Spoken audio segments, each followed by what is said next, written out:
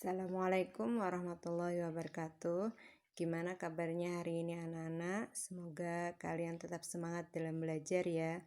Kemarin waktu PTS ada yang bagus nilainya, ada yang juga belum bagus. Jadi hari ini kita membahas soal-soal PTS kemarin.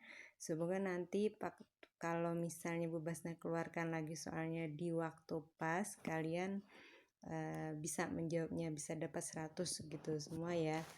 Nah, untuk pembahasan hari ini, marilah kita awali dengan membaca basmalah dulu bersama-sama. Bismillahirrahmanirrahim. Nah, langsung saja untuk nomor 1 di sini Bu Basna kasih soal tapi tidak ada pilihannya karena nanti kita bahas ada tulisannya, ada jawabannya. Jadi Bu Basna pikir biar cepat singkat gitu, tidak perlu ya pilihannya. Oke, nomor 1 kalau kalian ingat ini sudah Bu Basna keluarkan juga kalau waktu kita pelajaran di e-learning kalian mengerjakan pasti sudah tahu ini jawabannya apa. Yang sebuah becak mempunyai daya angkut tidak lebih dari 150 kg. Itu ada kata-kata tidak lebih. Becak itu memuat X karung beras dan Y karung gandum. Jadi beras disimbolkan dengan X, gandumnya disimbolkan dengan Y. Karung beras itu beratnya ada 25 kilo dan gandum ada 20 kilo. Yang ditanyakan adalah model matematikanya.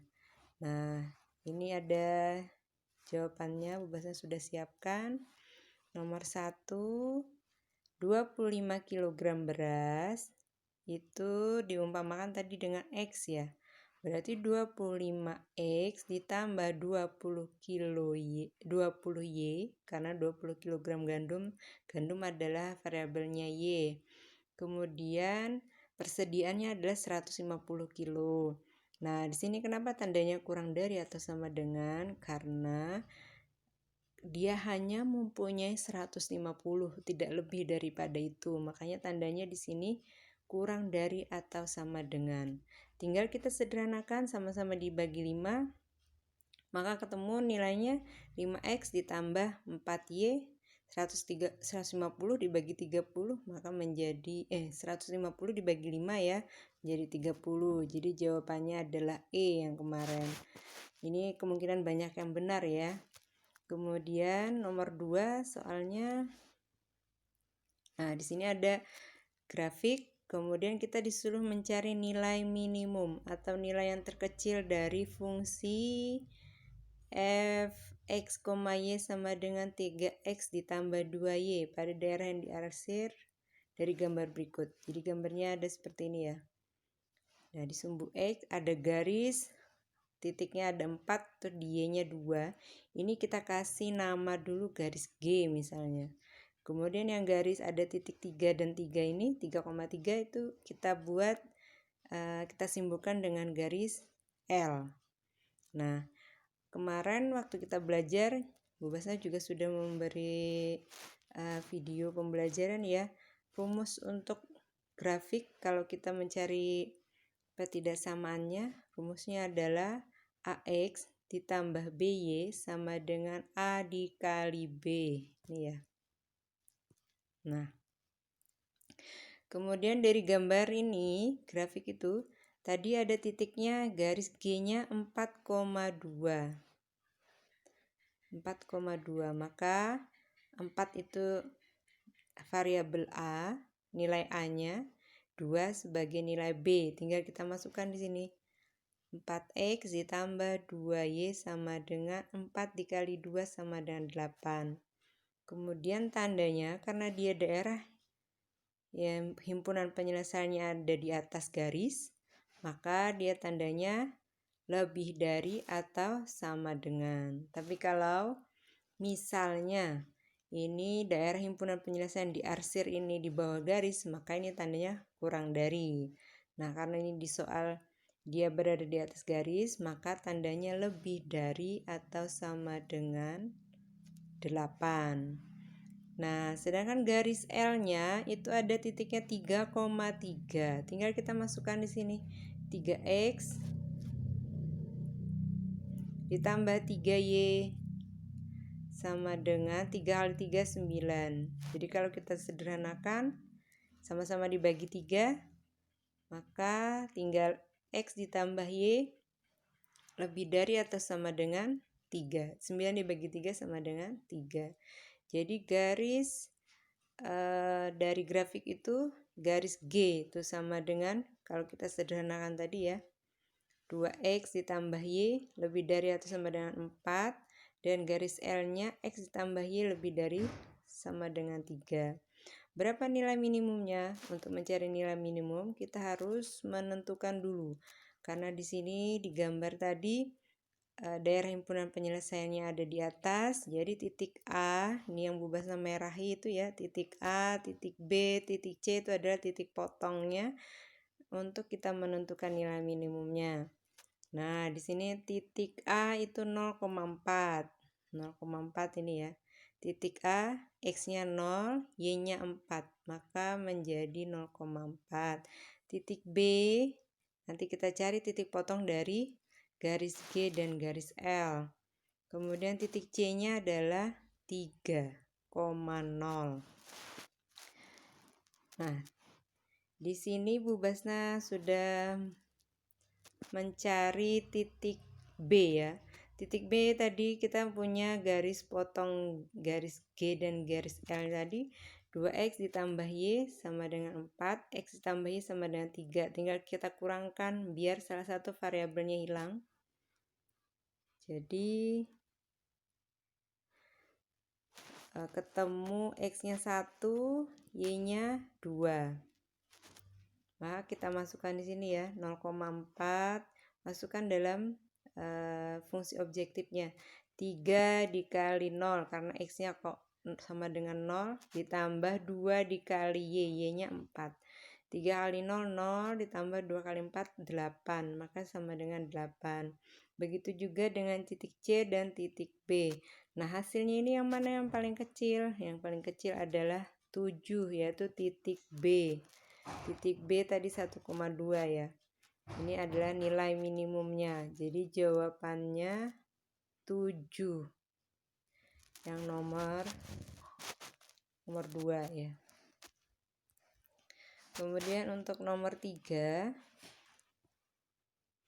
Nomor 3 mencari luas model matematikanya ya. Oh, hasil maksimum. Hasil maksimumnya sama. Luas daerah parkir. Ini juga Bu Basna sudah keluarkan waktu di e-learning ya. Soal ini, jadi kalau sudah mengerjakan waktu di e-learning pasti bisa menjawab.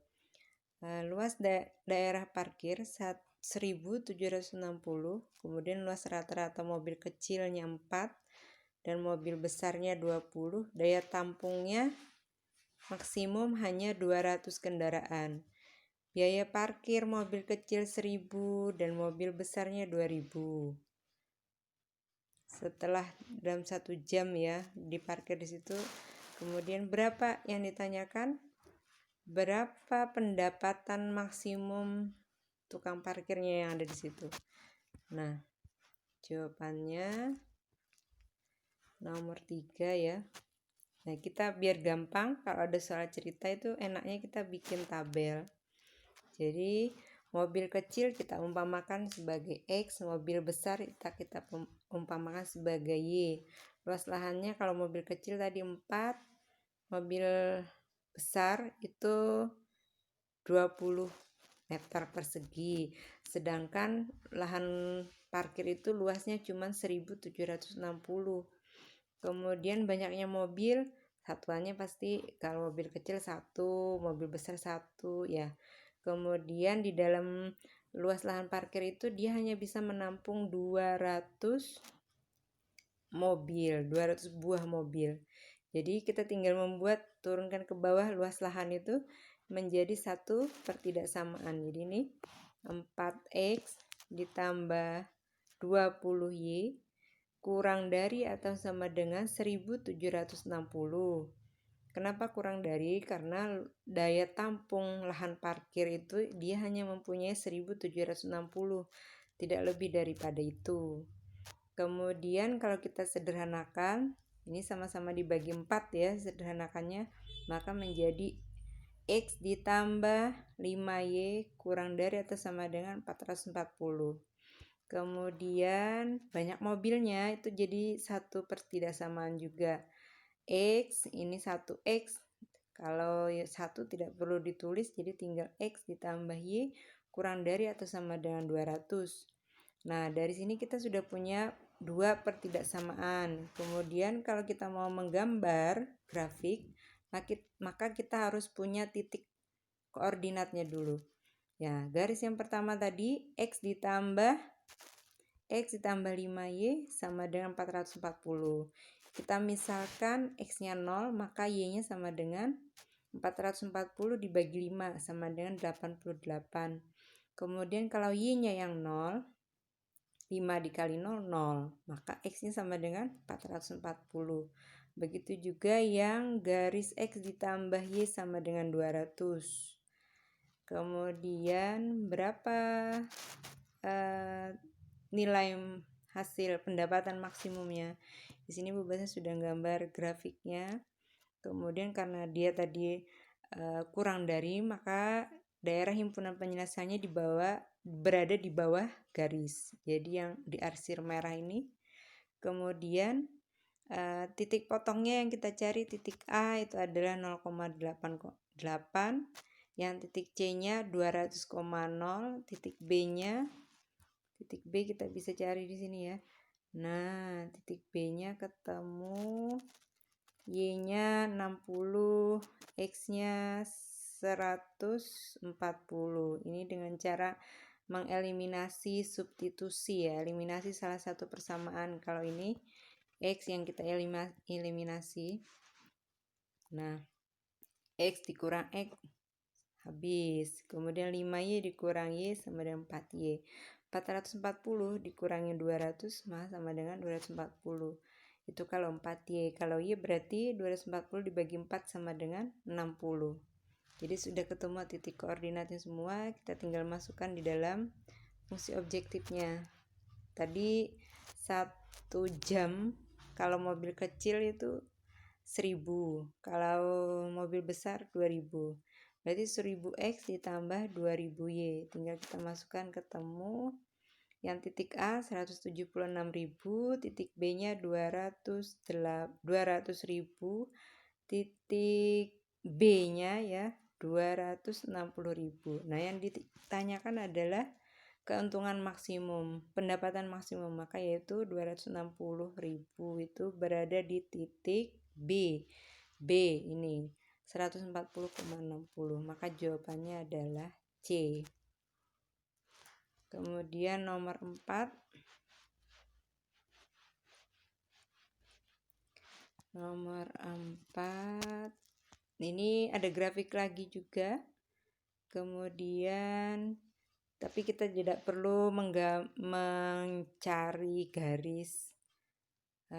garisnya karena dia sudah memberitahukan di sini ada titik 0,5, kemudian yang di garis sumbu Y ini adalah 7,0, kemudian titik potongnya yang di tengah adalah 4,3, karena daerah yang diarsir adalah di dalam antara garis ini ya.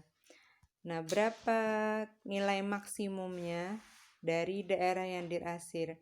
Kalau ada seperti ini soalnya berarti kita tidak perlu menggambar seperti nomor 2 tadi, karena ini sudah diketahui, jadi kita tinggal menentukan fungsi objektifnya saja. Nah, nomor 4 tadi 2X ditambah 3Y 0,5, titik A, titik B nya tadi 4,3 yang di tengah, C nya 7,0, ketemu. Kalau titik A 15, titik B nya 17, titik C nya 14. Nah, yang maksimum berapa? Yaitu 17. Jadi ketemu jawabannya yaitu D. Kemudian nomor 5 itu mencari model matematika ya. Sama seperti nomor berapa tadi? Model matematika nomor 1. Sudah bisa itu ya. Kita percepat saja ya. Nomor 6 itu adalah mencari fungsi objektifnya. Nah, ini sebenarnya soal nomor 6 ini cuma menjebak ya. Banyak angka-angkanya di situ, tapi ternyata yang ditanyakan cuman fungsi objektif. Fungsi objektifnya adalah untuk tiap unit ya, yang A 20.000, berarti 20.000 X ditambah 40.000 Y, itu fungsi objektifnya yang nomor 6. Kemudian masuk kepada matriks banyak baris dan kolom pada matriks A. Gampang sekali ini ya, baris yang dinamakan baris berarti ini ada 4, min 1, 2, 3 itu berjejer, yang ke samping kanan itu berarti baris. Berarti barisnya ada 1, 2, ada 2. Kemudian kolomnya, kolom itu ke bawah urutannya 4, 3. Itu kolom pertama. Yang min 1, kemudian di bawahnya ada 2, itu kolom kedua. 2, kemudian ada di bawahnya lagi angka 1, berarti kolom ketiga. Berarti kalau yang ditanyakan di sini banyak baris dan kolom, maka barisnya ada 2, kolomnya ada 4. Ya, gampang ya. Kemudian selanjutnya nomor 8. Kita percepat. Elemen pada baris kedua kolom keempat. Baris kedua 2, min 6, 3, 1 itu baris kedua. Kemudian tapi kolom keempat berarti 1 ini jawabannya ya. Ini sudah juga Bu Basna keluarkan waktu pembelajaran di e-learning, jadi insya Allah kalian banyak yang benar ini jawabannya. Kemudian ada, nah ini juga mencari nomor 9 ini mencari pendapatan maksimum, sama seperti nomor 3 dan nomor 4 ya. Caranya sama. Nanti Bu Basna kasih ini jawabannya ini nanti di bahan ajar, kalian bisa membaca terus memahami. Kemudian kalau ada yang tidak mengerti, tidak paham, boleh ditanyakan ya. Ini soalnya gampang-gampang semua. Nah, ini nomor 12 juga hampir sama semua modelnya, mencari model matematikanya atau SPLDP-nya atau sistem pertidaksamaan linearnya ya. Kemudian mencari nilai maksimum, mencari nilai minimum. Kemudian matrik ya, matrik juga begitu.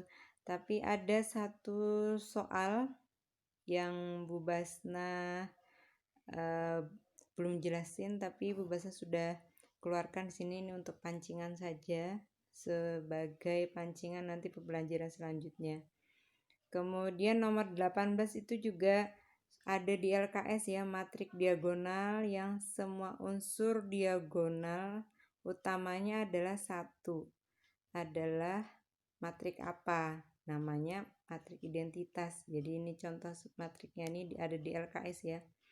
1, 1, 1 itu ada di tengahnya. Diagonal itu kan garis tengah ya. Makanya disebut identitas. Nah, kemudian nomor 19 ini yang Bu Basna tadi bilang kalau belum dijelasin, tapi Bu Basna keluarkan di sini ya. Kalau misalnya matrik itu penjumlahan, biasanya caranya adalah menjumlahkan angka atau elemen yang seletak.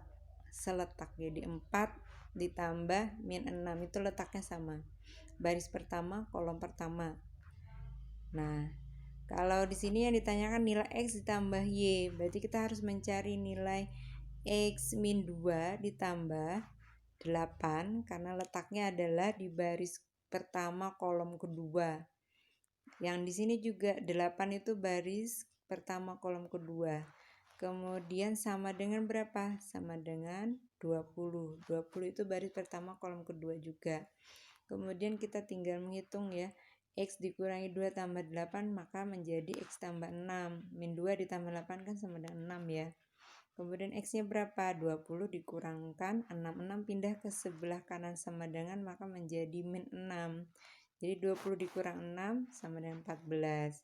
Nah, kalau sudah ketemu nilai X-nya, maka kita substitusikan nilai X itu kepada persamaan yang kedua untuk mengetahui nilai Y.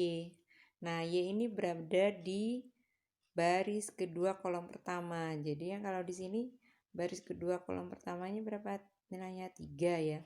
3 ditambah Y sama dengan min 8. Oh iya, tidak perlu substitusi ya, nanti substitusinya. Kemudian Y-nya berapa? Min 8. 3-nya pindah ke sebelah kanan sama dengan menjadi min 3. Kalau dijumlahkan min 8 min 3 sama dengan min 11. Nah, tadi kita dapat sudah X-nya sama dengan 14, Y-nya sama dengan min 11, kita jumlahkan maka sama dengan 3. Maka jawabannya adalah A ya. Oke, sampai sini ya penjelasan Bu Basna. Kalau ada yang belum paham, kalian boleh tanya, boleh japri Bu Basna. Semoga pembahasan yang singkat ini lebih memudahkan kalian memahami atau mengetahui di mana salahnya kemarin waktu menjawab ujian PTS itu ya. Bu Basna akhiri. Mari kita tutup dengan membaca hamdalah. Semoga bermanfaat. Assalamualaikum warahmatullahi wabarakatuh.